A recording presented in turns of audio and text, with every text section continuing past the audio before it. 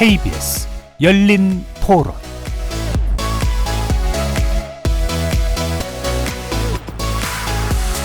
안녕하십니까. KBS 열린 토론 정준희입니다.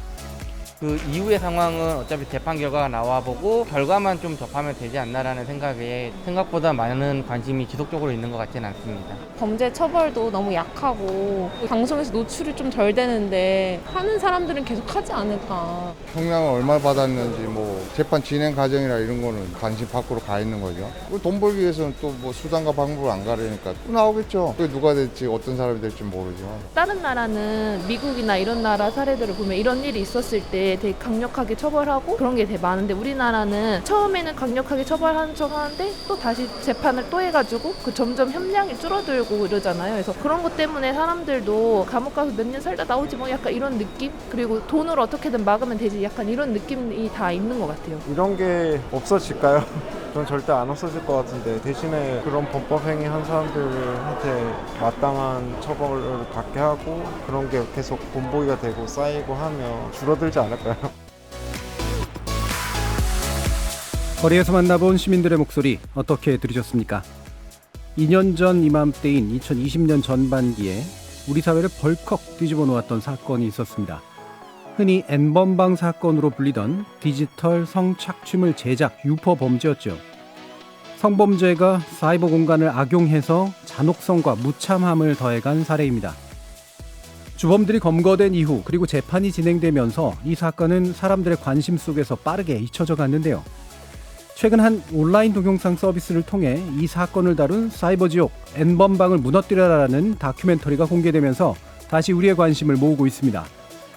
이 사건의 추적자들은 거대한 산의 바위 하나 정도만 우리에게 알려져 있을 뿐이며 문제 해결을 위해서는 관심을 거둬서는 안 된다고 주장하고 있습니다. 그래서 오늘은 이 사건을 시종일관 추적해온 네 분을 모시고 우리가 왜 N번방 사건을 잊어서는 안 되는지, 사건 이후 우리 사회는 어떻게 변했고 어떤 변화가 더 필요할지 짚어보도록 하겠습니다. KBS 열린 토론은 여러분이 주인공입니다. 문자로 참여하실 분은 샵9730으로 의견 남겨주십시오. 단문은 50원, 장문은 100원의 정보 이용료가 붙습니다. KBS 모바일 콩, 유튜브를 통해서도 무료로 참여하실 수 있고요. 이제 콩을 통해서는 보이는 라디오로도 만나실 수 있습니다. 시민 논객 여러분의 뜨거운 참여 기다리겠습니다. KBS 열린 토론 지금부터 출발합니다. 살아있습니다. 토론이 살아있습니다. 살아있는 토론, KBS 열린 토론. 토론은 라디오가 진짜입니다. 진짜 토론, KBS 열린 토론.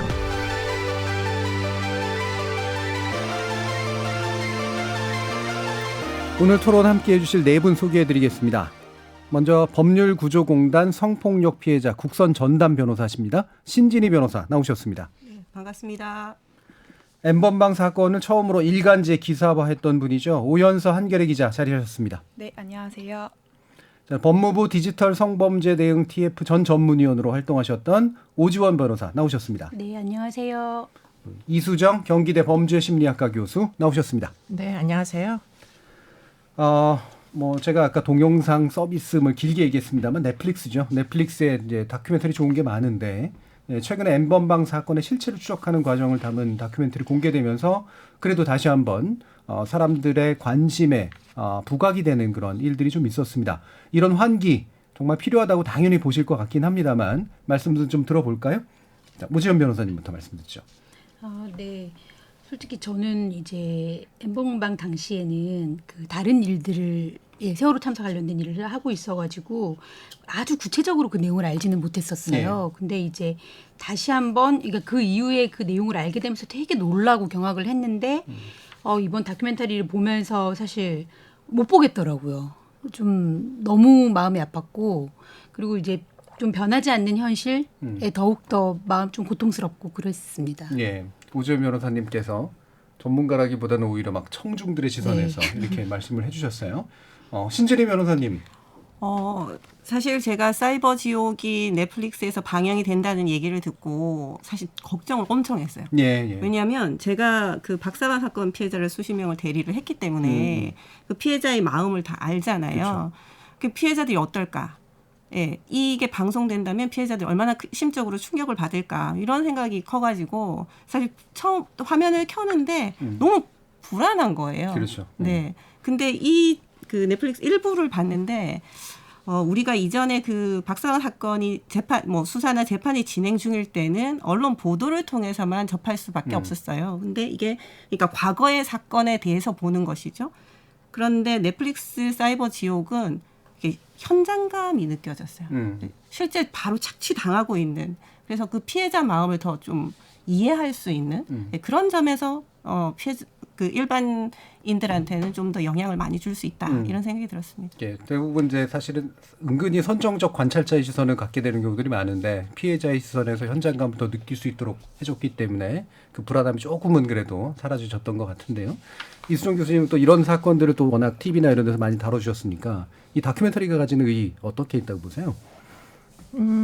다큐멘터리 처음에 이제 제작하실 때 네. 오셔서 의논 사실 하는 와중에 이제 재연을 하는 방식으로 구현하는 건 반대다. 그렇게 그 의견을 드렸는데 사실 완성품이 어떻게 나왔는지는 저는 전체를 다 보지 않았기 때문에 일부 뭐 상당히 노력하고 있었다라는 그 사실들은 확인을 할 수 있었고요. 그런데 이제 그 재연보다는 이제 피해자의 어떤 당시에 어떤 착취를 당하던 이제 성착취 당하던 심리에 대해서 좀 더 그 집중을 해서 만들어진 것으로 보여서 그래서 이제 상당히 궤도적 뭐 사회적으로도 지금 이 사건이 왜 중요할 수밖에 없는지 왜 이제 뭐 주의를 뭐 주목을 해주셔야 되는지 이런 내용들이 잘 전달될 수 있을 것 같아서 참 다행이다 이런 이제 생각이 들고요. 사실은 뭐 이제 당시에 그렇게 그 뭐 작품이 만들어지게 된 계기도 사실 2019년도에 이제 당시에 한겨레 신문에 이제 김완 기자라고 이제 동료분이 그 2019년도에 이제 두 분이 그 만나러 오시기 전에 혼자 김완 기자가 찾아오신 적이 있어요. 근데 그때는 이게 도대체 뭔지 다 몰랐어요. 말씀하시는 김완 기자도 이게 뭐냐 하고 물어보시고 저도 이게 도대체 뭐냐 그냥 그 10대 그 아이들이 트위터에다가 뭐 이상한 영상들을 올린다 이런 것만 이제 저희가 들으면서 뭐 당시에는 성착취가 대체 뭐 어떻게 진행되는지 알 수가 없어가지고 그때 무슨 얘기를 드렸느냐면 이 10대 아이들의 특이성 때문이다 이렇게 이제 서로 의논을 하면서 뭐 요새 애들이 어떻다 뭐 이런 얘기만 하던 그런 상황이었는데 지금도 여전히 우리 사회에는 이게 이제 10대 아이들의 조숙함에 그 이유가 있다고 생각하시는 너무나 많은 분들이 사실 이 사건의 본질을 잘 알지 못한 채 선입견으로 이 문제를 다루고 계시는 분들이 많이 계세요. 그렇기 때문에 그런 이제 그 분들께는 지금 이 뭐 사이버 지옥이라는 이 작품이 현실을 좀 더 정확하게 전달할 수 있는 그런 내용이니 제가 오늘 드리고자 하는 말씀은 좀 연배가 많으신 분들도 이 작품은 좀 한번 들여다봐 주십사 이렇게 부탁을 드리고 싶네요. 예, 이게 이제 사건 자체가 뭐 말은 많이 했지만 정작 뭔지 모르는 사람들이 다수이고 특히 기술적인 문제도 있기 때문에 이 접근이 잘 안 되는 분들은 어떤 면에서 보면 이 실체감을 사실 잘 못 느낄 수도 있기 때문에 의미가 꽤 큰 것 같은데 오연서 기자님 또 실제로 출연도 해보셨고 실제 그 차이에 대해서 좀 명확하게 또 알고 계신 분이기도 하니 한번 말씀 들어보죠. 저도 제가 이제 영화에 출연을 하기도 했고 그리고 이 영화에 등장을 하진 않았지만 피해자 몇 분이 제작진 분들을 직접 만나서 인터뷰를 하기도 했거든요. 이 사건에 대해서 어떤 건지를 좀 알려주는. 그래서 그 피해자분들을 이제 제가 소개해준 피해자분들이다 보니까 이 영화가 나오기 전에 당연히 먼저 연락을 드려야겠다는 생각이 들더라고요. 본인들이 이제 인터넷을 보다가 이 영화를 접하는 것보다는. 그렇죠. 근데 그렇게까지 아직까지도 뭐 힘들어한다는 건 알고 있었지만 완강하게 어쨌든 저는 그 영화 안 볼 겁니다라는 의사를 표현을 해줘서 저도 신진희 변호사님과 마찬가지로 영화가 나오기 전에 굉장히 많은 우려와 좀 걱정을 갖고 있었는데 사실 그렇게 조마조마하면서 본 결과로는 앞에서 이제 다들 말씀해 주셨던 것처럼 이 사건이 갖고 있는 의미를 굉장히 잘 짚어냈다는 생각이 들었고 저는 영화에서 특히 좀 강조했던 부분이 결국에는 이 24명의 추적자뿐만이 아니라 많은 그 여성계 그리고 시민사회계가 노력을 해서 추적을 한 결과로 이 사건이 해결이 됐다는 메시지를 굉장히 분명하게 좀 전달을 하고 있더라고요. 그래서 이 사건이 사회적 연대를 통해서 해결이 됐고 뭐 앞으로 또 이런 사건이 일어나면 안 되겠지만 우리가 다음에 또 이런 어떤 좀 잔혹함을 마주했을 때 또 연대의 힘을 좀 다시 한번 좀 환기시키고 중요하다는 의미를 좀 전달했다는 점에서 저희 다큐멘터리가 좀 소중한 의미로 좀 다가왔습니다. 그러니까 모두가 관심을 가지고 연대를 해야만 해결할 수 있었던 문제라는 점을 상당히 잘 강조해 줬다. 따라서 앞으로도 계속 관심을 가져야 된다. 네. 그러면 사실 이렇게 뭐 모르시는 분들도 많을 테니까 어떤 면에서 이 실체를 다 알려드리기는 어렵겠습니다만 네. 알려진 것과 덜 알려진 것 사이의 격차를 좀 보여줄 수 있는 것들이 어떤 게 있을까요? 그 사실은 뭐 이 범죄 자체가 그동안 언론에서 다뤄지는 거는 뭐 보통 이제 N번방이나 박사방 사건 이꼴 조주빈 이렇게만 네네. 좀 인식이 된 측면이 많았었거든요. 그래서 조주빈의 범행에 대해서는 사실 많은 사람들이 알고는 있는데 조주빈과 함께 범행을 저질렀던 뭐 흔히 본인이 표현했던 직원이라든지 공범자들에 대해서는 이들이 얼마나 범죄에 적극적으로 개입했는지에 대해서는 많은 사람들이 잘 인식을 못하고 있다는 생각이 좀 저도 취재를 하는 내내 그리고 취재 이후에도 굉장히 많이 그런 생각이 들었었거든요. 그 일례로 그 조주빈의 오른팔이라고도 불렸었던 붓다라는 닉네임을 썼던 그런 공범자 같은 경우에는 조주빈이랑 공모를 해서 실제 본인의 그 뭐 여자친구는 아니지만 여자 아는 여학생을 성적으로 테러하는 범죄를 같이 저지르기도 했었고 또 뭐 지금 검거되지 않은 좀 뭐 회원들 같은 경우에는 조주빈한테 직접 범죄 영상 제작을 요청을 해서 조주빈이 실제로 그런 범죄 영상을 만들어서 어떻게 보면은 그렇게 호응하는 직원들이 있었기 때문에 범행이 점점 더 잔혹해진 거였거든요. 그리고 또 하나는 이 범죄에서 좀 제가 가장 악랄하고 잔혹했다고 느낀 부분은 조주빈이 자기의 방에 들어오게 하기 위해서 너 우리 방 들어오고 싶으면 뭐 이런 성범죄 영상 가지고 와. 이런 성착취 영상 만들어 와. 이런 식으로 계속 요구를 하고 있거든요. 그러면 이 범죄 하나가 그 형성이 되기 위해서는 또 다른 범죄가 그 안에 또 있어야 되고 또 다른 범죄를 낳는 그런 굉장히 복잡하고 좀 교묘한 형태로 이런 범죄가 저질러졌는데 일반적으로 이제 사람들이 알고 있는 그리고 언론이 다루고 있는 방식은 조주빈의 범행으로만 좀 다뤄지고 있는 측면이 있어서 그런 실체를 좀 많은 분들이 알았으면 좋겠다라는 생각이 듭니다. 예, 이꼴이라는 나이에 비해서는 굉장히 친숙한 표현을 써주셨는데 그만큼 그냥 말 그대로 이 범죄는 조주빈의 범죄야 이런 식의 인식이 너무 강하다는 말씀이시잖아요. 근데 이게 이 한 사람의 힘으로만 되는 문제가 아닐 수밖에 없는 범죄의 다층성, 그다음에 다주체성 아마 이런 것들이 굉장히 강조돼야 된다라고 보시는 것 같은데 이수정 교수님도 이 부분 동의하세요? 네, 뭐 전적으로 동의하고요. 근데 이제 그 문제는 제가 어저께 오늘을 걸쳐서 어떤 사건을 봤는데 그 사건은 여자아이들끼리 집단 폭행을 하는 사건이었는데 성매매 조직이었습니다. 10대 여자아이들을 이제 랜덤 채팅 애플리케이션에서 뭐 성매매를 이제 유인을 하고 그리고는 뭐 소위 이제 성매수범과 연결시켜서 이제 그 어린 아이들을 성착취하는 뭐 결과적으로 영상이 이제 탄생하고요. 그 영상들이 지금 이런 식으로 다크웹에서 이제 유통이 되는 이런 구조를 갖다 보니까 그러면 지금 박사방이나 N번방 사건으로 인해 가지고 2019년도입니다. 많은 노력을 사실 했는데 그러면 과연 뭐 변했느냐, 변화가 있었느냐가 저는 좀 굉장히 회의가 들고요. 다행히도 이 뭐 영화가 나와서 많은 분들이 경각심을 가지게 되셨으면 좋겠다 이런 희망사항은 있지만 나아진 게 하나도 없다. 이런 생각들이 훨씬 비관적인 생각을 지금 많이 하고 있어요. 사실상. 네. 나아진 게 하나도 없다. 그러면 예를 들면 N번방이 이렇게 말 그대로 이제 사회 이슈화되고 주범들이 잡히고 조주빈이 굉장히 큰 어쨌든 형량을 받고 이러면 이제 이 문제는 끝난 거야라고 생각하기 쉬운데 하나도 안 바뀌었다고 말씀 주셔서 어떠세요, 오지원 변호사님? 그렇게 보시나요? 네, 사실은 좀 경각심이 많아진 거. 이제 아까 말씀하신 것처럼 이 이제 디지털 성범죄의 피해자들이 대부분 10대, 20대에 몰려 있거든요.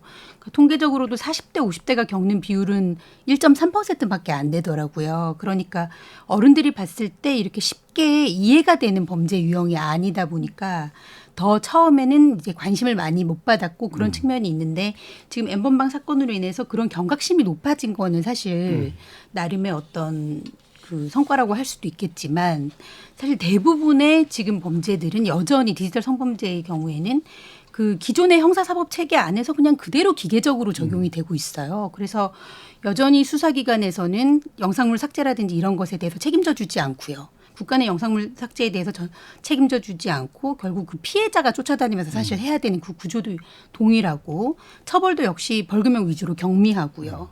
그러다 보니까 민사소송도 역시 피해자가 신원을 자기 이제 주소라든지 이름을 밝히지 않고서는 제기할 수 없는 한계도 똑같고요.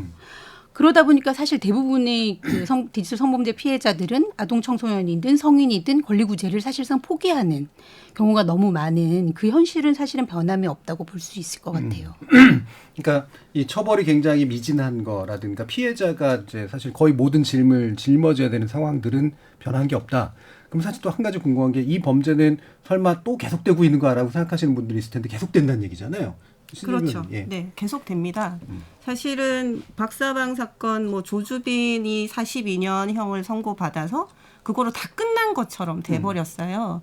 그래서 그 이후에는 이런 사건들은 그렇게 이제 중형을 선고를 하니까 아무도 이제 겁을 내서 못하겠지라는 그런 안일한 생각이 있으신 것 같은데 전 지금 이거보다 더 끔찍한 사건들도 굉장히 많이 하고 있습니다. 예. 네. 다만 그것이 얼마나 언론에 알려지느냐, 알려지지 않느냐 이거에 차이가 있는 것 같습니다. 예.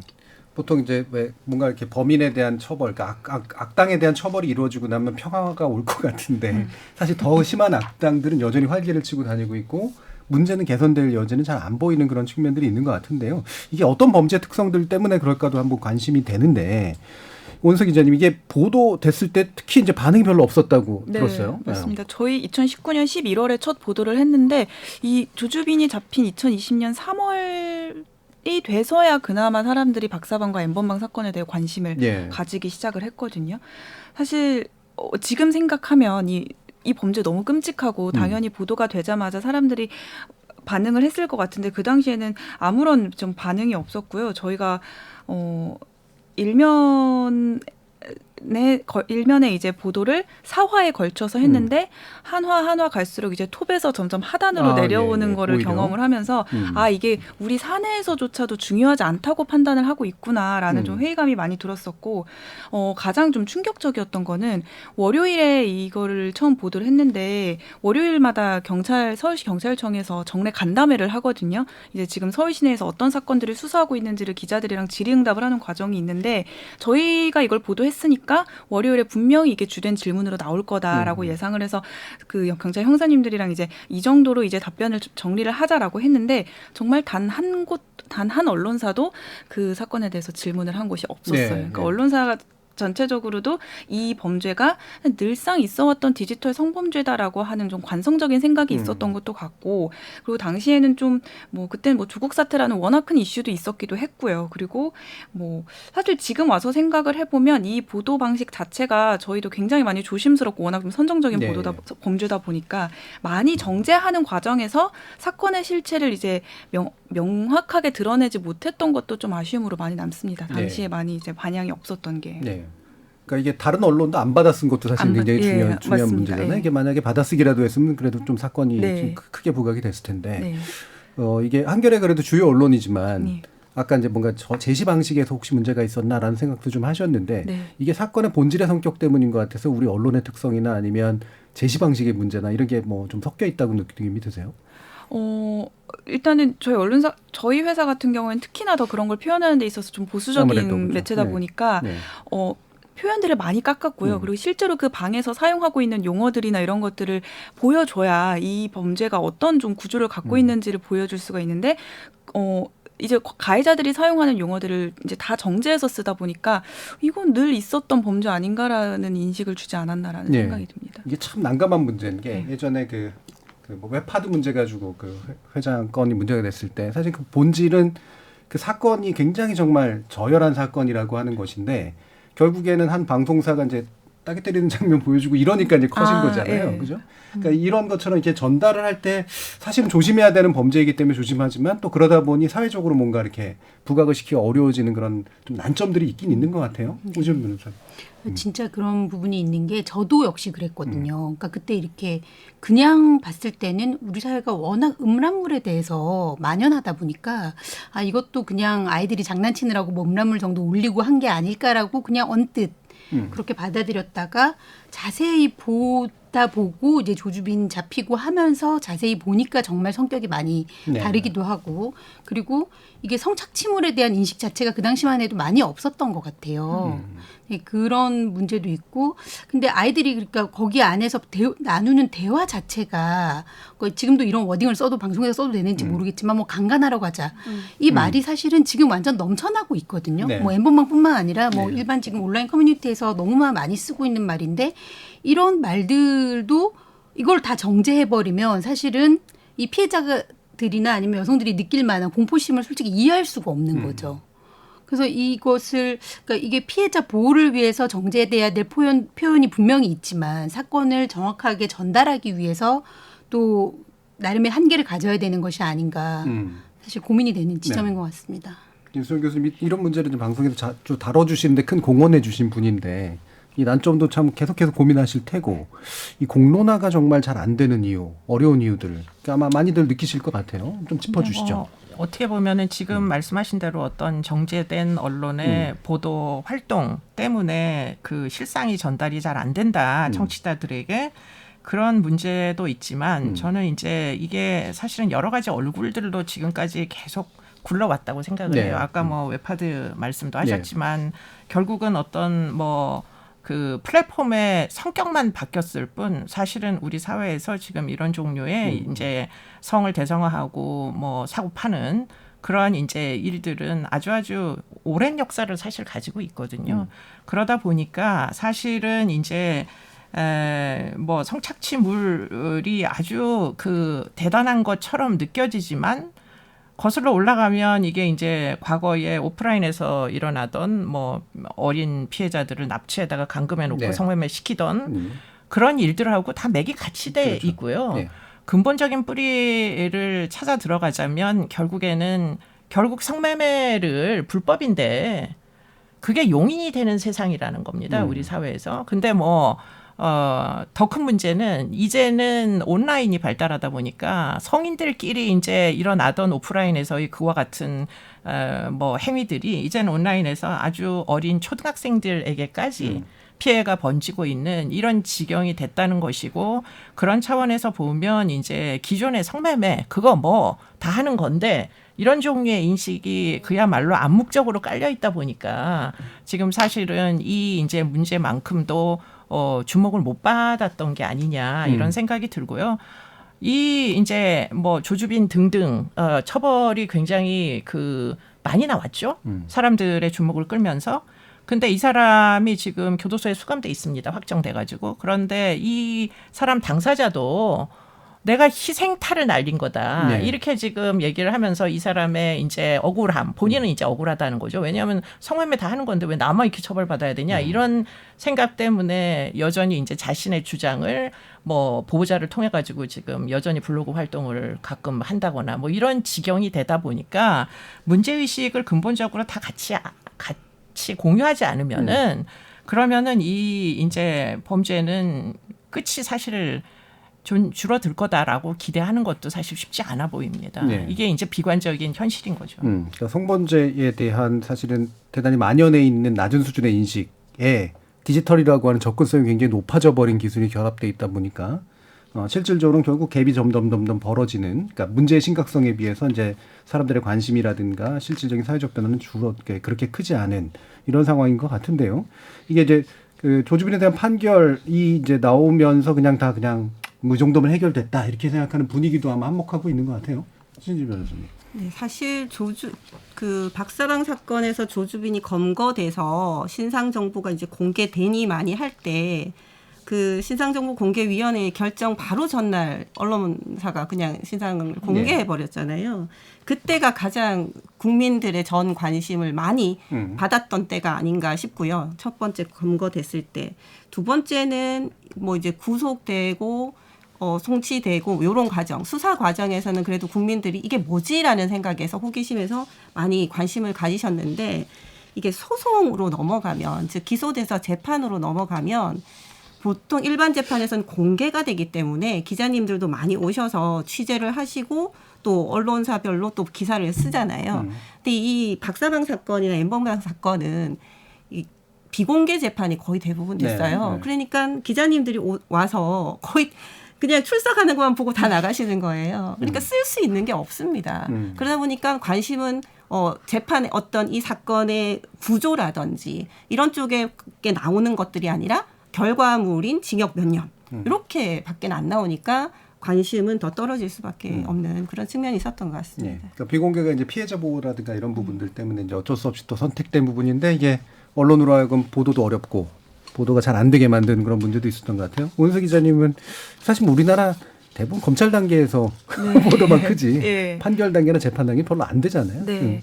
뭐 현실적으로 어쨌든 비공개 재판이어서 기자들이 들어가지 못해서 기사가 많이 못 나온 경우도 있지만 기자들의 인식 자체가 어쨌든 아까도 말씀드렸다시피 이 범죄는 조주빈의 범행이라는 인식이 굉장히 크기 때문에 네. 조주빈이 출석하는 재판에만 아하. 좀 관심을 많이 갖게 되는 그런 그렇죠. 경향도 네. 기자들 사이에 있었었고 그리고 저희 모두가 다 알다시피 이 범죄는 나중엔 이제 범죄단체 조직 혐의로 인정이 됐고 집단이 같이 저지른 비대면이긴 하지만 이게 집단 범죄의 성격을 갖고 있다는 걸 모두가 알고 있지만 조주빈이 직접 묶인 범죄가 아니면 다 조주빈의 그냥 아류 범죄 정도로만 네. 인식을 하는 거예요. 기자들도 별로 중요하지 않은 범죄. 조주빈 이후에 나온 범죄도 그냥 조주빈의 아류격인 그냥 애들이 네. 따라서 하는 범죄 정도로 인식을 해서 사건이 끝나지 않고 계속 진행되고 있음에도 불구하고 언론에서는 그렇게 이제 조주빈 정도가 이렇게 중형을 처벌받았으면 사건을 이렇게 그렇게까지 끌고 가서 보도를 할 필요가 없다라는 인식이 언론 안에서도 이제 관성적으로 있었던 거고 그런 거에 대한 좀 반성이 필요하다고 저는 생각합니다. 뉴스 가치가 줄어드는 전형적인 그런 예인데요. 그러니까 이게 문제의 심각성이 아니라 새로움에 의해서 네. 사실은 평가받는 것들이 측면이 많아서. 근데 이 판결들은 그래도 굉장히 중요한 판결이니까 이게 말 그대로 희생탑니까? 아니면 실제로 받아야 될 그 형량들을 받고 있는 그런 방식들로 진행된 겁니까? 실제 이제 사건에 들어가서 재판을 계속 방청을 하시거나 뭐 사건에 관여했던 변호사님들은 충분히 그 구조를 아시니까 네. 이해를 하시는데 그 조주빈이 1심에서 첫 번째 받았던 범단이 40년 받았고요. 개별 유사강간 등이라는 죄가 있었거든요. 그러니까 범죄단체 조직이 제일 큰 거였고. 네, 그렇죠? 그걸 별건의 재판에서 5년을 받아서 1심에서 총 45년을 선고받게 된 것이죠. 근데 항소심에서 병합이 됐어요. 그러면서 형량이 이제 줄었습니다. 그래서 42년까지 떨어지게 된 것이고 결국은 이제 확정되는 이제 그렇게 되는데 재판 중에 계속해서 조주빈은 혼자서 저지른 범죄다라고 얘기를 했기 때문에 사실 오히려 그 공범들이 굉장히 수혜를 입은 그런 사건입니다. 그러다 보니까 오히려 또 언론에서는 또 조주빈의 입만 쳐다보는 그런 형상이 나타나게 된 것이죠.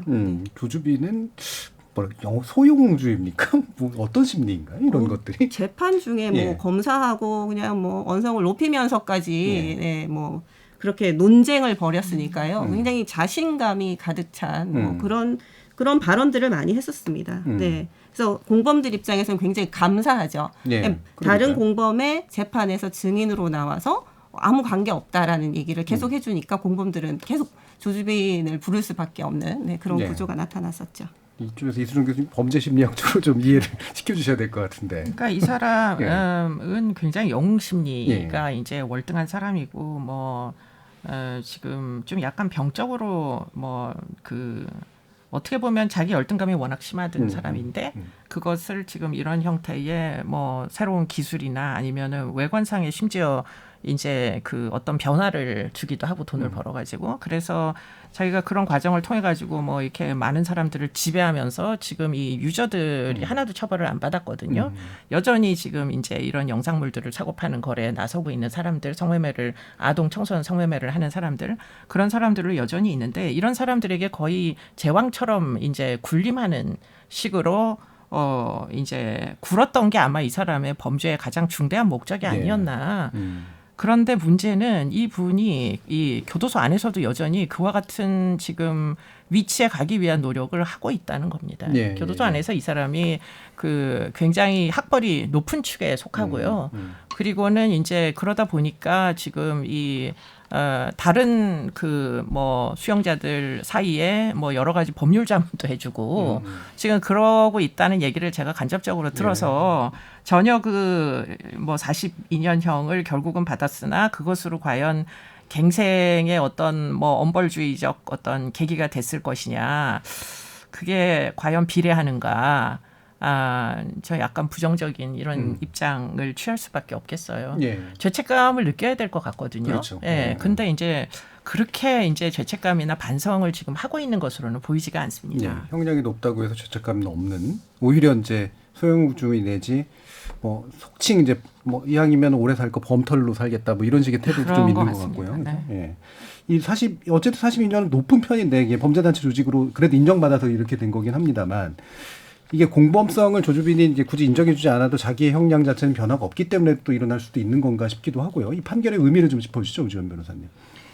사실 42년이라는 형 자체는 일반 뭐 저희가 접할 수 있는 좀 사회적 이슈가 되는 살인이라든지 성폭력 범죄에 비해서도 높은 형량인 건 사실이거든요. 예.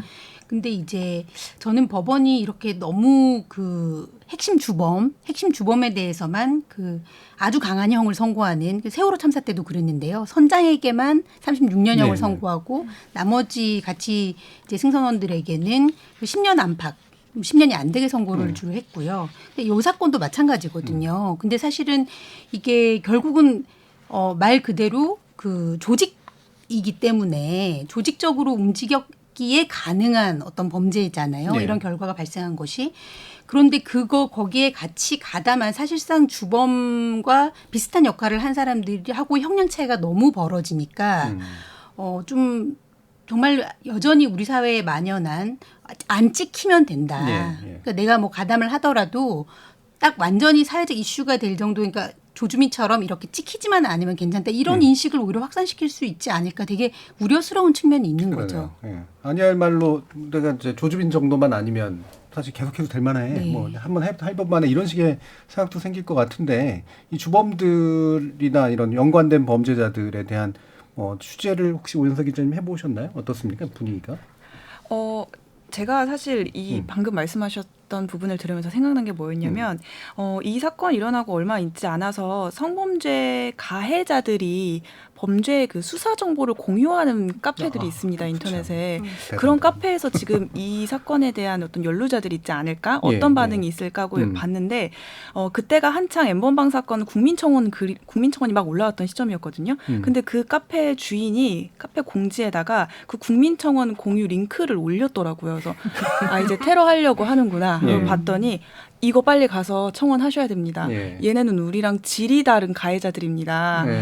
우리는 N번방이랑 다르니까 N번방 가해자들은 정말 처벌을 받아야 되고 우리는 처벌받을 사람이다. 이런 식으로 선긋기를 하고 있더라고요. 또 그 안에서. 그런 거 보면서 정말 어떤 그 디지털 성범죄에 대한 인식 자체가 가해자들 사이에서 굉장히 이제 왜곡돼 있는 상태구나라는 것들을 많이 느꼈고, 조주빈 말씀하셨던 것처럼 조주빈 정도만 아니면 그 정도로 처벌받지 않아 사회에서 다시 나와서 일할 수 있고 다시 뭐 범죄 또 저질러도 또 풀려날 수 있고, 그 대표적인 얘기가 그 왓치맨이라는 사람인 거잖아요. 집행유예 기간에 또 범행을 저지르고 이런 것들이 계속 반복되는 형태가 좀 나타나는 게 많이 안타까웠습니다.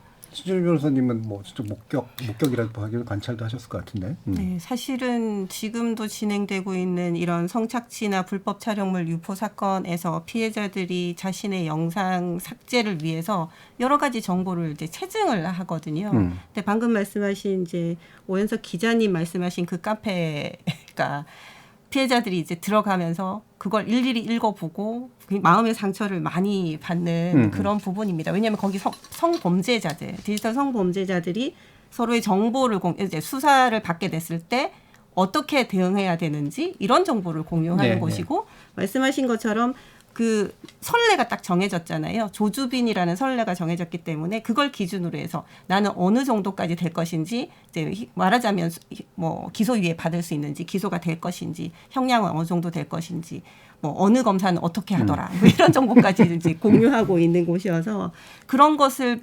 읽어보는 피해자들은 더 가슴이 철렁 무너지고 그렇죠. 네.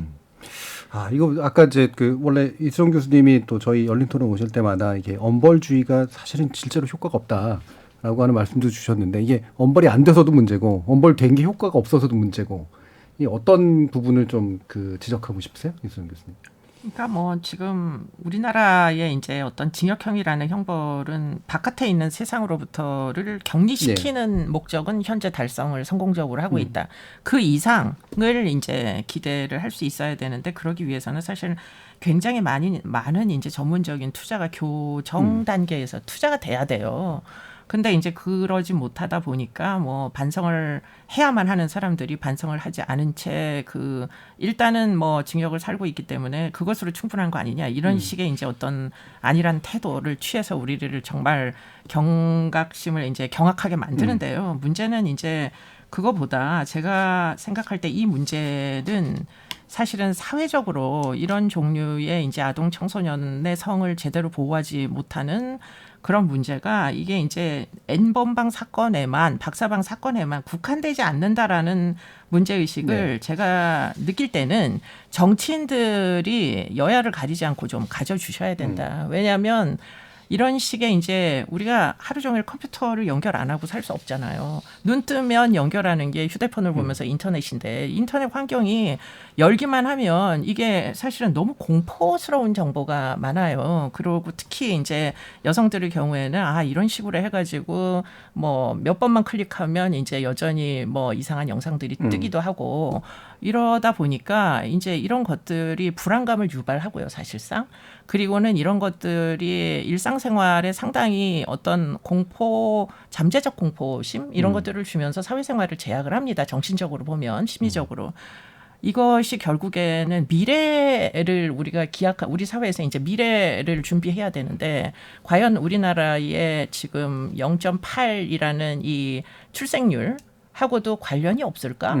뭐 젊은 사람들이 서로를 마구 증오하면서 적대주의로 나가는 데는 지금 이런 이제 여러 가지 사회 현상들과 범죄들과 관련이 없을까? 뭐 앞으로 미래를 기약을 하려면 이런 것들을 1차적으로 극복해야 되지 않을까? 이런 생각들을 좀 많이들 해주셨으면 좋겠다. 눈에 보이는 이 사건을 엄벌하는 것으로 절대 충분하지 않다. 이것이 가지는 사회적인 악영향, 파장은 이루 말할 수 없이 산술적으로 환산이 안 될 정도로 우리 사회에 코스트를 유발하고 있는데요. 그런 부분에 대해서 다 같이 좀 고민을 안 해주시면 이거 한두 건 검거해가지고 엄벌한다고 해서 이 일이 절대 근절되기는 일단 굉장히 어렵고 아동 청소년을 보호하지 못하는 세상에서 미래가 있나요? 그렇기 때문에 좀 문제의식을 다 같이 공유를 좀 더 많이 해주셨으면 좋겠다. 이런 생각을 자꾸 하게 됩니다. 예. 사회문화적인 측면들에 대한 이야기 또 이제 좀 더 넓은 범위에서의 장기적인 시선 이 부분 뒤에서 좀 더 자세히 얘기하겠습니다만 일부 마치기 전에 오주원 변호사님도 이 N번방 사건에 관련된 판결의 양형적 의미와 또는 양형 외적 의미 뭐 정도도 한번 짚어주시면 좋을 것 같아요. 네, 사실은 방금 이수정 교수님 말씀하신 것과 약간 맥락을 이어서 말씀드리면 이런 어떤 상징적인 사건에 대해서 중형을 선고하는 것은 사실은 지금까지 많이 해왔던 일이거든요, 법원이. 근데 그것이 범죄 억지력을 특별히 가지지 못한다. 근데 저는 오히려 일상적인 사건에 비범한 관심을 보이는 게 맞다고 생각해요. 그러니까 법원이나 검찰이나 중요 사건이라는 단어를 쓰거든요. 그 중요 사건이라는 거는 말 그대로 사회적 이슈가 되는 사건이고 그 사건에 대해서는 절차도 잘 지키고 양형도 세게 하고 막 이러려고 되게 노력을 해요. 근데 사실은 일상에서 많은 여성들 다수가 겪을 수 있는 어떤 뭐 카메라 불법 촬영이라든지 뭐 이런 것들에 대해서는 늘 그냥 그 수준이거든요. 근데 가장 근본적으로는 이 형사사법 체계에서 피고인만을 당사자로 여기는 그래서 피해자를 완전히 소외시키는 이 자체에 대한 근본적인 어떤 다른 접근이 필요하다. 그 말씀을 꼭 드리고 싶습니다. 예. 자, 이렇게 이제 범죄를 추적하고 잡아내서 처벌하는 문제와 함께 동시에 이제 우리 사회가 어떻게 좀 더 넓은 대응들을 해야 되는가 관련된 이야기는 2부에서 좀 더 이어나가도록 하겠습니다. 여러분은 KBS 열린 토론과 함께하고 계십니다. 토론이 세상을 바꿀 수는 없습니다. 하지만 토론 없이 바꿀 수 있는 세상은 어디에도 없습니다.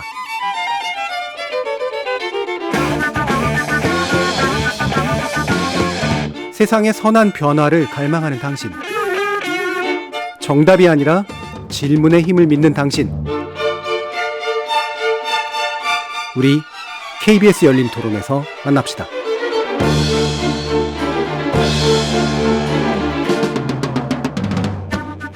KBS 열린 토론 N번방 사건 이후의 대한민국에 대해서 얘기 나누고 있는데요. 법무부 디지털 성범죄 대응 TF 전 전문위원이셨던 오지원 변호사, 그리고 이수정 경기대 범죄심리학과 교수, 신진희 성폭력 피해자 국선 전담 변호사, 그리고 오연서 한겨레 기자, 이렇게 네 분과 함께하고 있습니다. 자, 이야기 이어서요. 이게 이제 범죄자, 실제로 이제 공급하고 문제를 일으켰던 사람들에 대한 처벌도 중요하지만 결국은 수요자에 대한 처벌도 굉장히 중요한 문제인데, 소지나 구입, 재배포를 했던 수요자에 대한 처벌은 일단은 강화는 됐습니다. 근데 그 결과가 생각보다 좀 실망적이다라고 볼 수도 있을 것 같은데, 이 부분에 대해서는 구체적으로 좀 신진희 변호사님께서 지적해 주시죠. 네, 사실 제가 이제 이런 디지털 성범죄 관련한 사건을 제가 성범죄 피해자 지원을 10년 이상 했으니까요. 네. 이렇게 보면서 저희들이 처음에 카메라 등 이용 촬영 관련해서 여성 변호사회에서 전수조사를 한 적이 있었습니다. 그 이후에 이런 류의 판결문 분석하는 그런 보도가 계속 나오고 있는데, 최근에 지금 한겨레 보도를 보니까 전체 한 69.1% 정도가 되죠. 가담자 한 261명에 대해서 이제 집행유예 판결이 선고됐다. 이렇게 이제 결론이 났었고요. 예전에는 이제 검사들이 약식 명령을 청구를 했었거든요. 네. 그 약식 명령을 청구했던 사건에서 요즘에는 이제 벌금형이 좀 더 높아져서 한 650만 원 정도 이렇게 되는 것으로 좀 나타났습니다. 그래서 예전보다는 그래도 형량은 높아졌다라는 것은 그래도 유의미한 그런 면이 있지만, 실제 피해자 입장에서 살펴봤을 때 여전히 소지나 이런 부분에 있어서는 검찰이 기소율을 엄청 많이 합니다. 예. 그래서 달라진 바는 별로 그렇게 실감할 정도는 아니다, 이렇게 생각을 하고 있습니다. 예. 이 전수조사 관련된 보도 한겨레가 했다는 얘기도 방금 언급해 주셨어요. 오연서 기자님 그 관련된 내용 좀 전해 주실까요?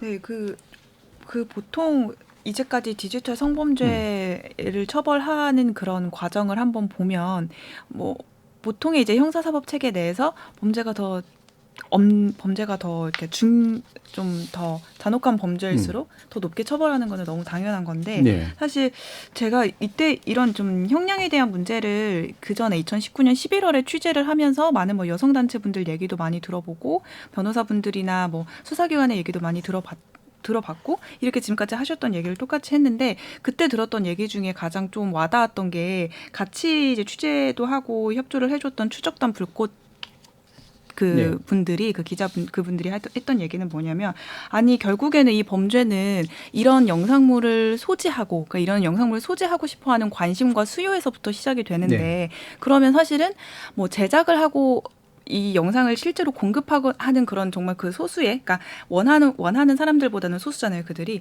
그런 소수를 이렇게 엄중하게 처벌하는 데에 시간을 쏟는 것보다 그렇게 소지하고 관심을 갖고 수요를 원하는 사람들을 어떻게든 찾아내서 그 사람들이 아주 작은 처벌이라도 너네는 어떻게든 걸리고 어떻게든 처벌을 받는다라는 인식을 주는 게 사실은 이 양형을 논의할 때 더 중요한 부분인 것 같다라는 얘기를 했었는데, 그 부분이 이번에 그 디지털 성범죄 양형 기준을 정하면서도 많이 논의가 된 걸로는 알고 있지만, 실제로 그렇게 될 수는 없겠죠. 제작하는 사람보다 소지를 하는 사람을 더 중하게 처벌할 수는 없겠지만, 적어도 소지를 한 사람들을 확실하게 특정을 해서 처벌을 할 수 있다라는 인식은 계속해서 좀 더 줘야 되지 않을까라는 생각이 많이 들었습니다. 이 기사를 보면서도. 이게 이제 일반 가담자가 378명인가요? 예. 근데 95% 이상이 이제 벌금과 집행유예고, 실형은 한 2% 정도 비중이고요. 그러니까 실제로 이제 높은 양형을 하기 좀 어려울 것 같긴 합니다만은, 변화된 측면, 나름대로 나아진 측면도 있고, 여전히 좀 답답한 측면도 있고 그럴 것 같아요. 인수정 교수님, 이 부분 좀 말씀 주실까요?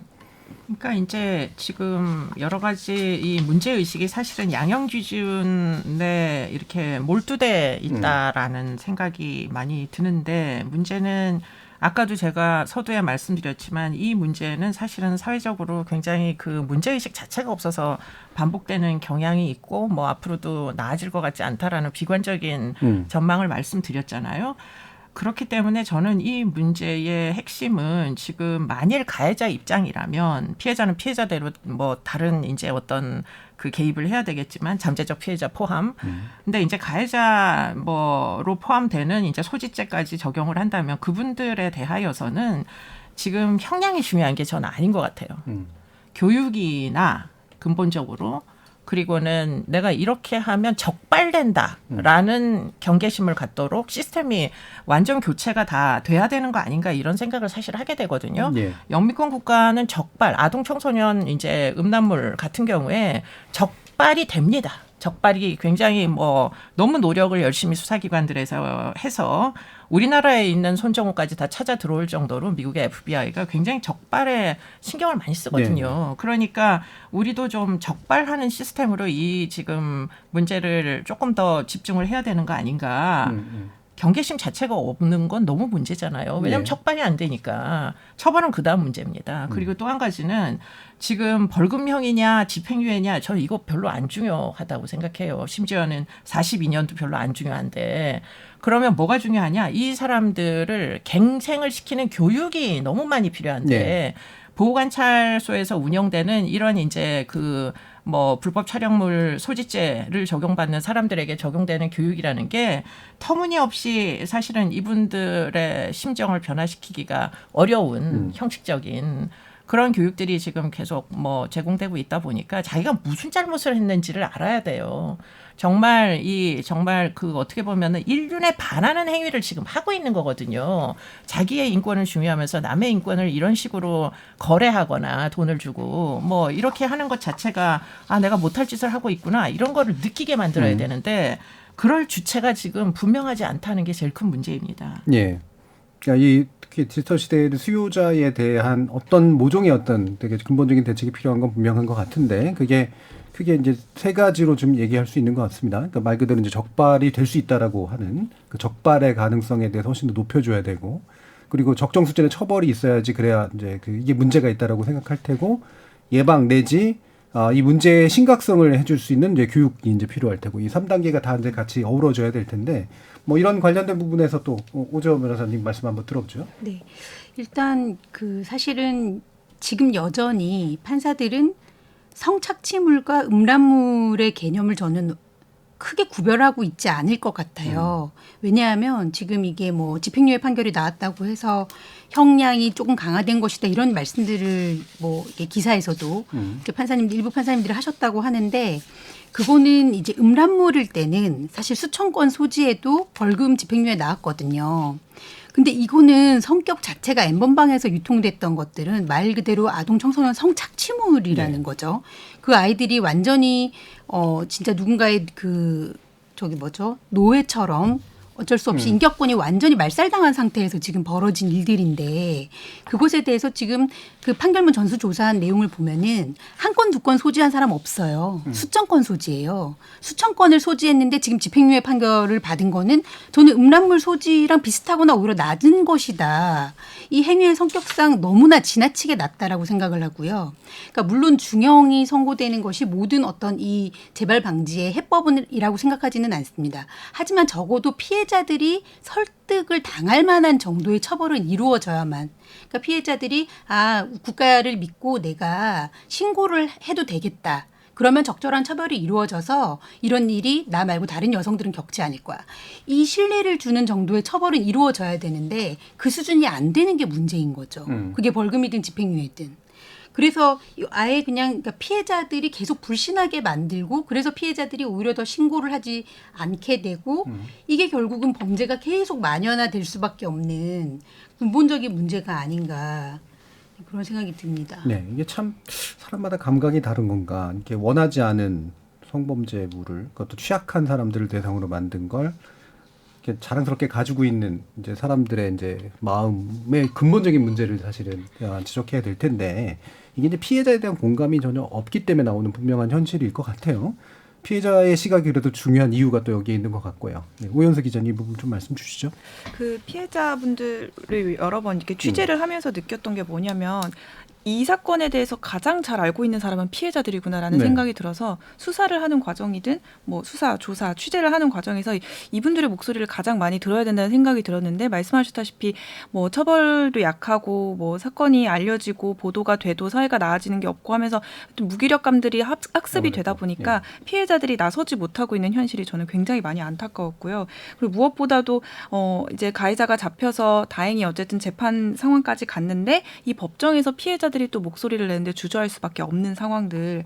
특히나 이런 범죄 같은 경우에는 피해자의 얼굴과 몸과 신상 정보까지 다 드러난 사건이잖아요. 그러다 보니까 내가 거기서 어떤 이 단어를 썼을 때 조주빈이 나를 알 수 있을 것 같아라는 두려움이 있고, 또 이 뭐 이제 법정마다 조금씩 사정은 달라서 장치들이 있다고는 알고 있지만 실제로 가서 피해자가 얘기를 했을 때 목소리를 뭐 변조해 줄 수 있는 장치마저도 굉장히 제한된 재판장 그 법정에서만 가능한 상황이라고 알고 있거든요. 그래서 이런 피해자들의 진술권이 사건을 해결하는 데 굉장히 좀 중요한 역할을 하는 만큼 보호하는 장치들이 굉장히 많이 필요하다는 생각이 취재하면서 많이 들었었고, 그리고 취재 이후에 제가 많이 느꼈던 거는 취재 이후에도 피해자들이 가끔씩 연락을 해올 때가 보통 공통적으로 어떤 경우냐면, 이게 조주빈이 이미 다 형이 확정이 됐는데 내 사진과 영상을 갖고 있는 또 다른 가해자가 있다는 연락을 내가 너무 많이 받는다. 수사기관으로부터도 받고 이렇게 받는데, 그러면 이 사람은 조주빈 사건에서만 피해자인 게 아니고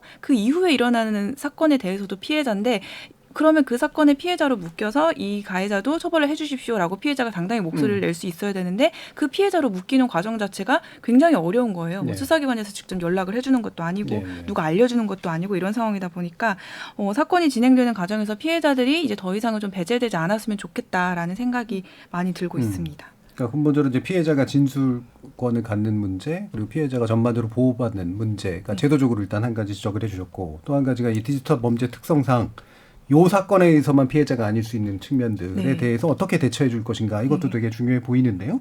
그럼 이제 법무부 TF에 참여를 하셨으니까 오전 변호사님께서 이 권고안 안에 이런 부분들은 일부는 포함이 되어 있는 것 같아요. 네네. 사실 이게 이제 다른 어떤 사건 성범죄에서도 마찬가지 문제인데요. 그러니까 저희가 그런 얘기들을 많이 하잖아요. 지금 이제 판사님들은 진짜 양심이 없는 걸까? 뭐 정의감이 없으신 걸까? 그런 얘기들을, 그러니까 워낙 낮은 양형이 문제가 된 게 저희 사회가 오래됐고, 근데 근본적인 어떤 해법에 대해서는 접근을 못 해오지 않았나. 늘 국회에서 형량을 강화하면 이제, 그리고 양형 기준도 거기에 따라서 기존 관례가 워낙 낮으니까 약간 올라가기는 하는데 판사님들은 또 장량강경해서 최하한으로 선고하고 계속 이런 식으로, 그리고 뭐 벌금형 선고 사건 같은 경우 양형 기준이 자체가 아예 적용이 안 되는 거니까요. 그러니까 그런 것들이 계속 문제가 되어 왔는데, 그럼 저희가 제안을 한 것은 이번 기회에 좀 그 69년권 바뀌지 않은 형법 자체를 좀 바꾸자. 형법에다가 아예 그 지금 현재로서는 이제 피고인의 사정에 대해서 주로 양형사 요소로 삼도록 돼 있거든요. 결국은 피고인이 반성한다 그러면 반성하는구나. 네, 피고인이 합의했다 그러면 용서받았구나. 그 양형 심리라는 것이 다른 나라의 경우에는 그게 분리가 돼 있는데, 실체관계 판단하고 유무죄 판단하고 양형 심리라는 게 분리가 돼 있고, 양형 심리를 매우 치밀하게 하거든요.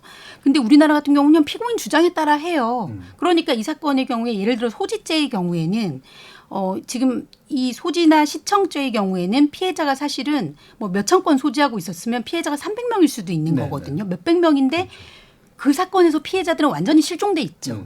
왜냐하면 피해자 자체를 특정하려는 노력을 수사기관이 포기했기 때문에.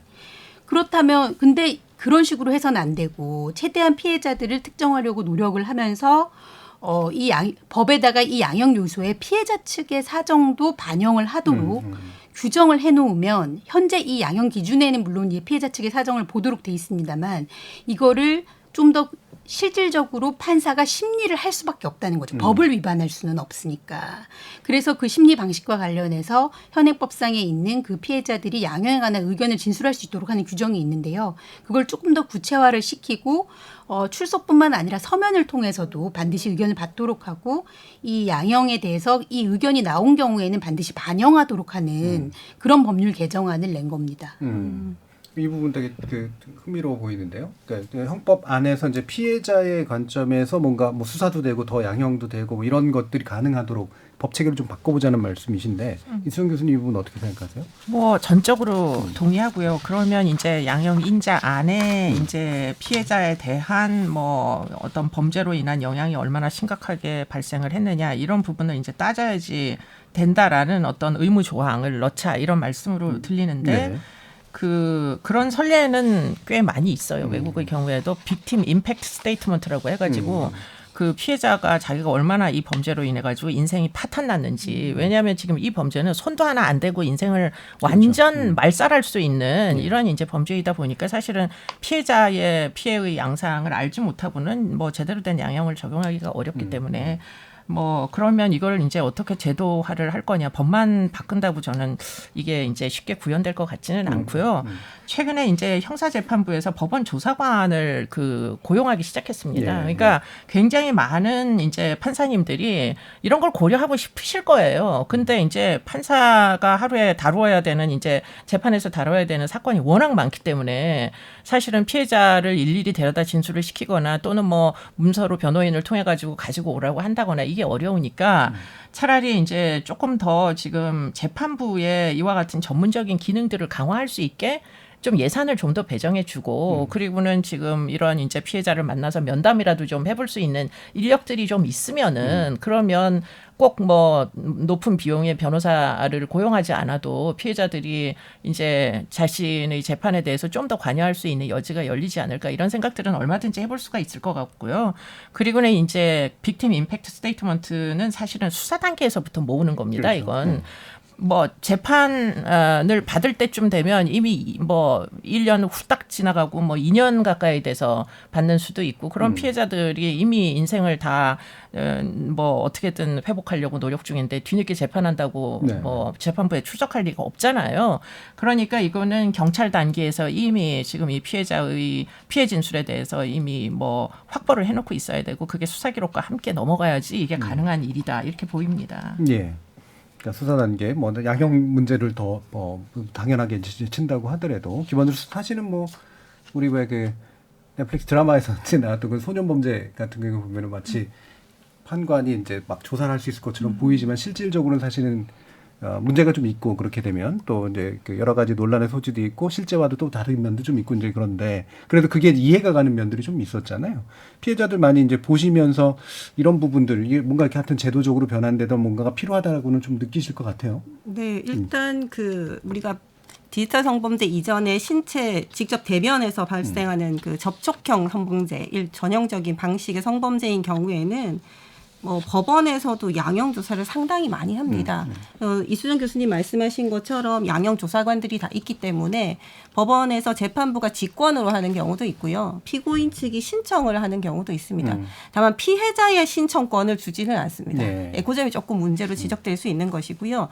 그래서 저는 지금 헌법상 보장되어 있는 피해자 진술권을 제가 지원하고 있는 특히 디지털 성범죄에서 적극적으로 지금 활용하고 있습니다. 제가 지원하는 사건에서 그러고 있는데 문제는 제가 해보니까요. 판사님들도 다 아세요. 법을 위반하면 안 된다는 사실을 다 아시기 때문에 일단 제가 하겠다라고 하면 받아주시거든요. 근데 그 행사 방식이 형사소송법은 원칙적으로 증인신문의 방식으로 하게 되어 있습니다. 그런데 소송 규칙상 증언의 방식이 아닌 방식으로도 할 수 있어요. 그러면 이걸 하는 게 재판장님마다 다 다르세요. 그러니까 증인신문의 방식으로 하면 비공개도 할 수 있고요. 비대면으로도 할 수 있거든요. 근데 그게 아니라면 형사소송 규칙상 그냥 피고인하고 대면해서 합니다. 법정에 있는 방청객을 내보내지도 않습니다. 근데 이런 사건이 발생을 했어요. 벌써 몇 건이나 최근에. 그래서 이건 좀 심각한 문제거든요. 이게 제도 개선이 좀 필요하다 이렇게 생각을 하고 있습니다. 그래서 이 부분에 있어서 뭐 피해 양형 진술 부분은 지금 경찰청에서 하고 있습니다. 네, 근데 이게 모든 뭐 성범죄라든지 모든 범죄 하는 것은 아니고 좀 적극적으로 하는 수사관서가 있고 또 그러지 않은 수사관서가 있고 이래서 그게 사람마다 다르다. 네, 그래서 이게 좀 보편화되면 참 좋겠다 이런 생각을 하죠. 그럼 또 이수정 교수님 이게 뭐 그러니까 수사 단계에서 이런 것들이 되도록이면 많이 좀 되고 그리고 부족하면 또 이제 재판 단계에서 뭔가 좀 보완하고 이러면 좋긴 할 텐데 수사 단계에서도 어려운 여러 가지 이유들이 또 있을 거 아니에요.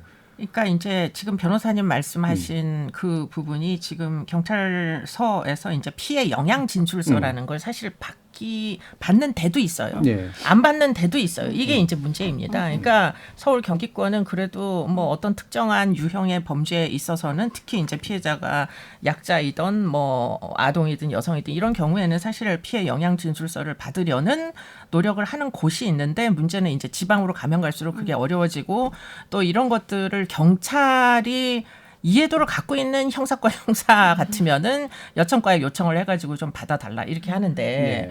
문제는 이해도가 떨어지면은 서울 경기권조차도 사실은 그 부서들끼리도 협력을 안 해요. 그러니까 이런 것들은 어떻게 보면은 전반적으로 어떤 스탠다드한 매뉴얼을 만들어 가지고 뭐 이렇게 할 때는 이렇게 하라고 훈련을 거치지 않으면 알면서도 안 하는 경우들이 훨씬 많고 왜냐하면 시간이 소요되니까 굳이 필요 없으니까 형법에는 법조항이 다 있는데 피해자에게 꼭 면담하라는 건 그렇죠. 없으니까 안 해도 되는 것이죠. 예.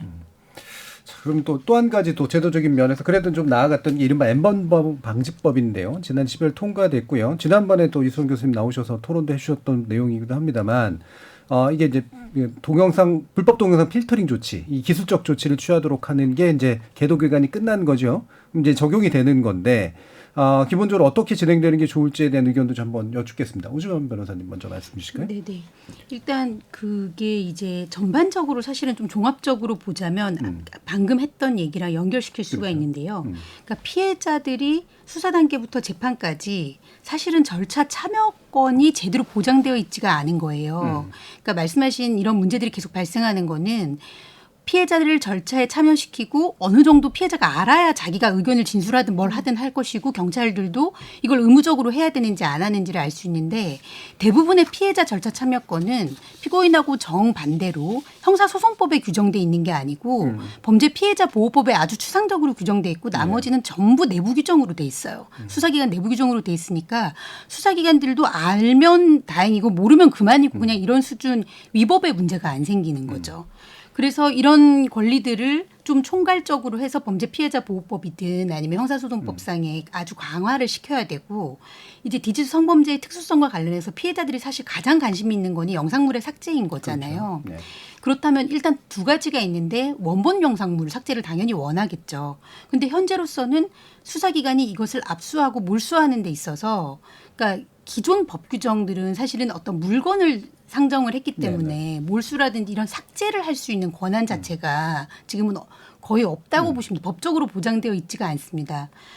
그러다 보니 수사기관도 역시 마찬가지로 적극적이면은 일부 삭제. 그러니까 컴퓨터 하드디스크 압수했을 때 일부 삭제를 하는 거고요. 적극적이지 않으면 이건 못한다라는 식으로 또 나오기도 하는 거고 되게 혼선이 있는 이제 그런 상태이고요. 그다음에 또 온라인상에 퍼져 있는 이제 영상물을 삭제를 해야 되는데 지금 이것이 이제 플랫폼에 의무가 부과되어 있지 않아요. 그러다 보니까 지금 뭐 계도기간이라고 하는데 또 어느 사이트는 하고 어떤 사이트 가장 심각한 사이트는 오히려 안 하죠. 이런 상황에서 사실은 지금 방통위를 거쳐서 피해자가 방통위선 심의까지 해가면서 이 영상물 삭제 요청을 정보통신 사업자한테 하도록 돼 있다 보니까 그 시간 안에 다 유포가 그냥 더 확산돼 버리는 문제. 그래서 수사기관이 직접 단서가 발견되면 일단 의심이 되면 바로 방통위를 거치지 않고 사업자들한테 요청을 하고 사업자는 사실 그것이 일단 삭제를 하고 만약에 이행에 따르지 않으면 어떤 제재를 받는 그런 식으로 가야 되지 않을까. 다만 이 부분과 관련해서는 사업자 입장에서는 나중에 그러면은 그 개인정보 문제라든지 이런 충돌 문제가 있지 않냐. 이제 그 부분이 사실은 해결되어야 될 가장 이제 주된 쟁점이기는 합니다만 일단은 적극적으로 삭제를 하도록 하는 그 조치는 반드시 필요한 것 같습니다. 오히려 좀 더 이제 단순하면서도 실효성 있는 것에 대한 측면들을 지적을 해주셨는데 또 지난번 논쟁할 때 이거 막 검연 논란 막 이러면서 또 한참 문제가 됐었잖아요. 이수정 교수님 또 이 부분 말씀 주시죠. 논쟁이 충분히 될 수 있는 여지가 있고요. 예. 지금 이제 그 기술의 문제도 관련이 있다고 저는 개인적으로 생각을 하는데 이제 DNA 값을 이제 영상에서 추출을 해가지고 그거랑 매칭되는 거를 찾게 하는 일종의 뭐 인공지능 프로그램 같은 거를 운영을 할 수가 있는데 문제는 그러면 이 매칭의 정확도가 얼마나 높으냐 뭐 이런 것도 이제 논쟁이 사실 되는 거고요. 그래서 이런 부분은 뭐 앞으로 시행을 하면서 점점 더 이제 더 어떻게 보면 정밀도를 높여가야 되는 문제가 있는데 그런 이제 그 기술적 필터링으로 그럼 충분하냐? 사실은 기술적 그러니까 일종의 이제 필터링은 기존에 그 모듈 값이 있어야지 여기에 매칭되는 것이 그 삭제되는 거잖아요. 네. 찾아내지는 거잖아요.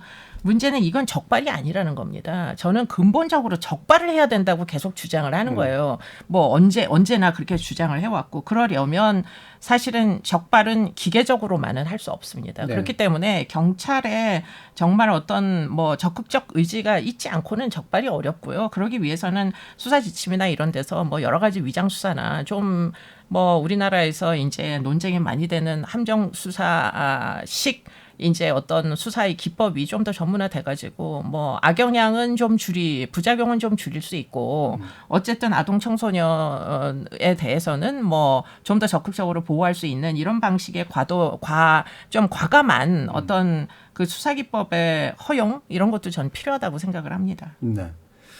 지금 엠번방 사건을 재조명하는 의미 한번 또 1시간 이상 또 깊이 있게 좀 살펴봤는데요. 아직도 답답하고 어려운 점들은 물론 많이 있습니다.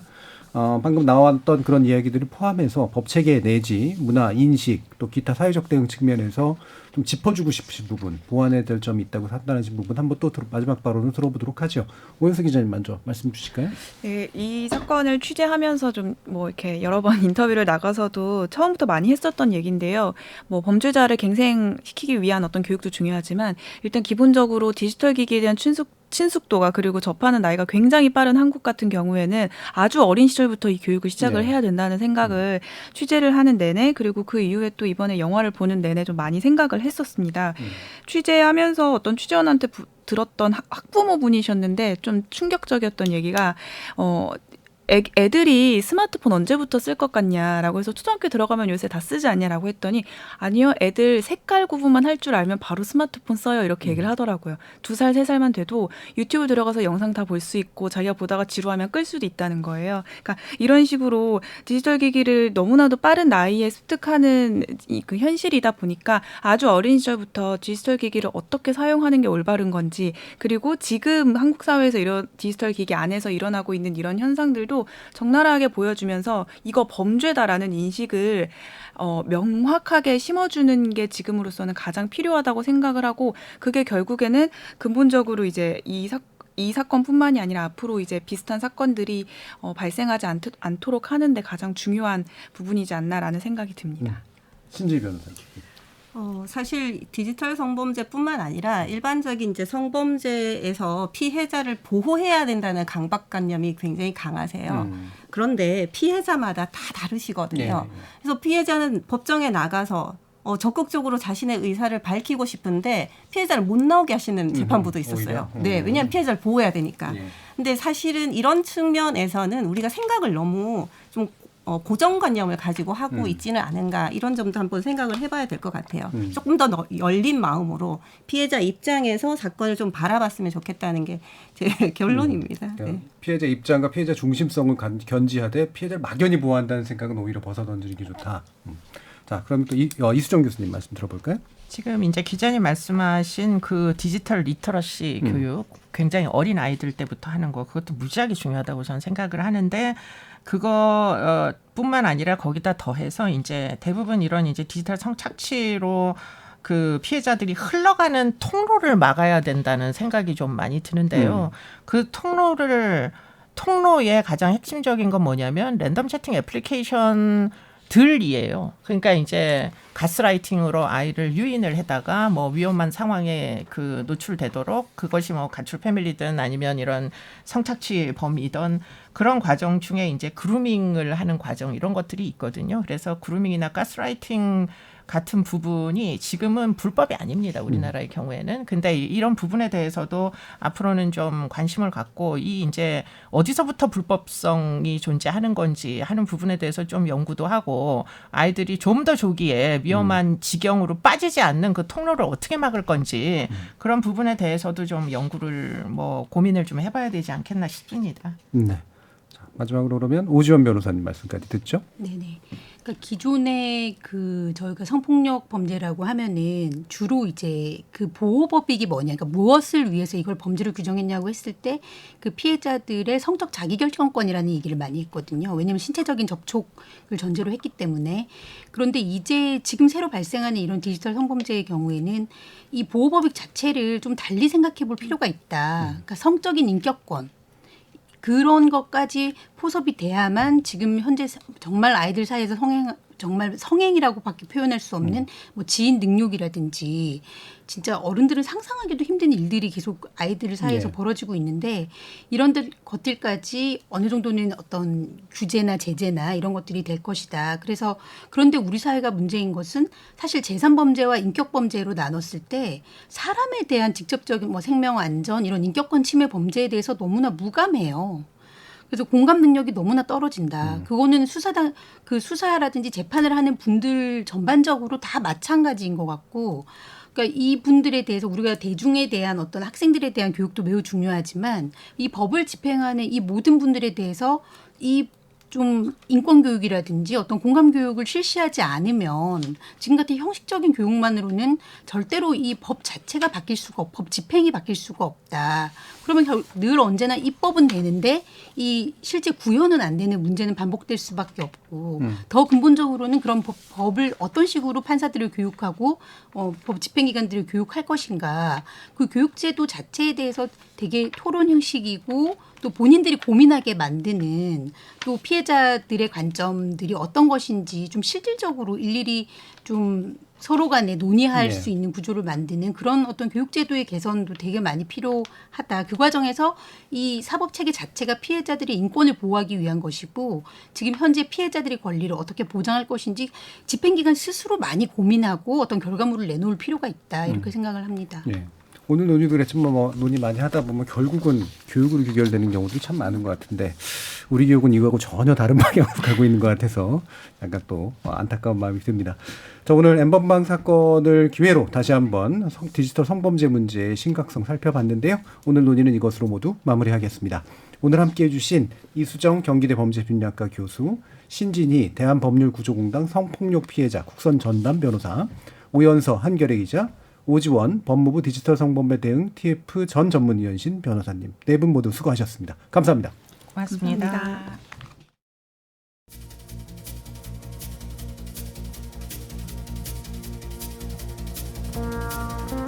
첨단 기술과 범죄가 연결될 경우 기술을 악용해서 범죄를 저지르는 자들에게 제대로 된 죗값을 안겨주기가 참 어렵습니다. 범죄를 인지하고 추적하고 잡아내고 또 예방하기도 변화가 더디기만 한 법에 의거해서 형벌을 가하기도 쉽지 않기 때문이죠. 디지털 성범죄 특성이 바로 그런 것 같은데요. 비록 나는 관심도 없고 또 잘 알지 못하더라도 언제건 피해자도 심지어 가해자도 될 수 있다는 인식으로 끈질기게 사회적 환기를 해야 할 이유가 여기에 있지 않을까 싶습니다. 지금까지 KBS 열린 토론 정준이었습니다.